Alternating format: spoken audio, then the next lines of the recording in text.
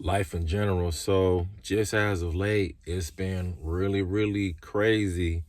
And, every time you turn around, they're charging you for something else. And if you own a new car, it's almost to the point where they are charging you to literally turn on your car, which at one point in time, I'm from Michigan, so I know a lot of people have gotten like automatic starters, right?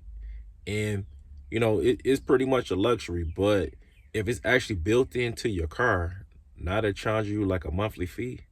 Check out these few videos, and I'll come back with my Is commentary. it worth it to spend $200 to renew my car's app in order to access warming my car up before I get in it? I didn't do it last winter, but I'm highly debating it right now because it's only 45 degrees and I'm freezing my butt off. I'm about to blast the heat in this bitch.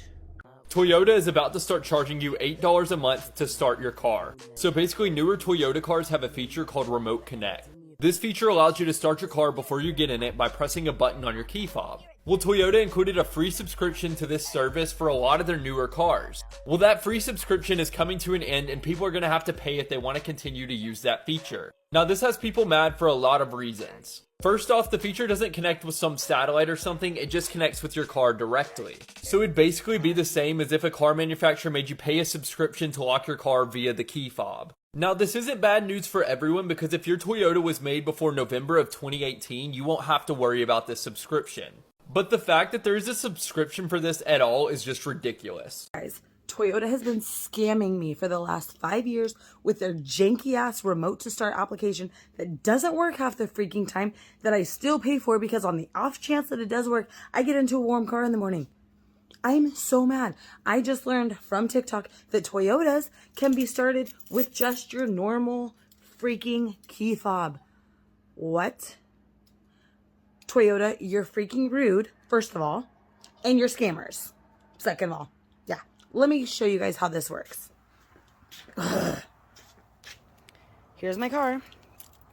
Here's my normal ass key fob. It's lock, lock, lock and hold until it starts. Lock, lock, lock and hold. Till it blinks, let it go.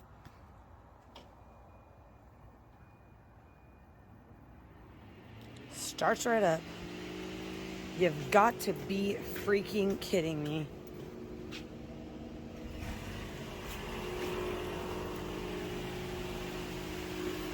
Turn it off.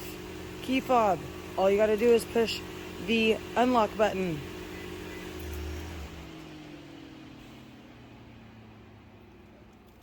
And lock it. Rude, rude, rude, Toyota. You freaking scammed me for 5 years. Every month. I pay for your janky ass subscription. I am not very happy about that right now. I will be canceling. Now GM, Cadillac, and Chevy say you're going to pay a monthly fee. They're going to phase out the ability for your Apple or Android phone to connect to your car, to see your navigation, to text people back, to listen to your Apple, Spotify music. No. You have to pay for their service, and then you can utilize all that stuff.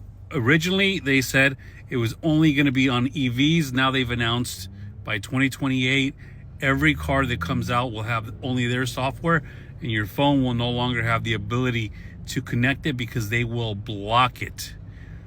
There's no way of getting around it because it looks like every manufacturer is going to go this route, and they expect you to pay this well after you've paid for the car that has the feature that they're blocking, so that they can monetize and have another stream of income. It's not enough to gouge and sell you an over expensive, not very well made car. On top of that, you will pay monthly for the rest of your life if you want to use navigation or play your music on their car. This economy is making me a criminal, okay? I'm currently researching how to jailbreak a car system. That sounds crazy, right? Listen to this.